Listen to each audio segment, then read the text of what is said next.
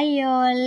చల్లగా ఉన్నప్పుడు ఇలా వేడివేడిగా మిరపకాయ బజ్జీలు తింటే ఎంతమందికి ఇష్టం? కామెంట్ సెక్షన్‌లో కామెంట్ చేయండి. నాకైతే చాలా ఇష్టమండి. మాకైతే చాలా రేర్‌గా దొరికిందండి. ఇంకా ఈ పచ్చిమిర్చిని బాగా క్లీన్ చేసేసుకొని మధ్యలోనే ఉన్న గింజలన్నీ తీసేయాలి. ఇలా గింజలు తీసేసిన తర్వాత స్ట్రైనర్ పెట్టుకొని శనగపిండి బాగా జల్లించుకోవాలి. అందులో కొద్దిగా బియ్యం పిండి వేసుకొని జల్లించుకొని ఇందులో పసుపు, ఉప్పు, కారం, గరం మసాలా, బేకింగ్ సోడా, వాము వేసుకొని కొద్దిగా వేడి నూనె వేసుకొని బాగా వాటర్ వేసుకొని నేను చూపిస్తున్న ఈ కన్సిస్టెన్సీలో అయితే కలిపేసుకొని పక్కన పెట్టేసుకోవాలి. ఇంకా ఉల్లిపాయలు మధ్యలో స్టఫింగ్ కోసం కారం, ఉప్పు, నిమ్మకాయ రసం వేసేసుకొని ఉల్లిపాయలు కూడా బాగా కలిపేసుకొని పెట్టేసుకోవాలి. పక్క డీప్ ఫ్రైకి ఆయిల్ పెట్టేసుకొని ఇంకా ఇప్పుడు ఈ కట్ చేసుకున్న మిర్చిలోకి మధ్యలోని వాము, ఉప్పు వేసుకొని మనం ఇలా శనగపిండిలో చూపిస్తున్న విధంగా డిప్ చేసుకొని మనం ఇలా బజ్జీలో వేసేసుకొని మధ్యలో కట్ చేసుకొని ఆనియన్స్తో సర్వ్ చేసుకుంటే చాలా బాగుంటుందండి.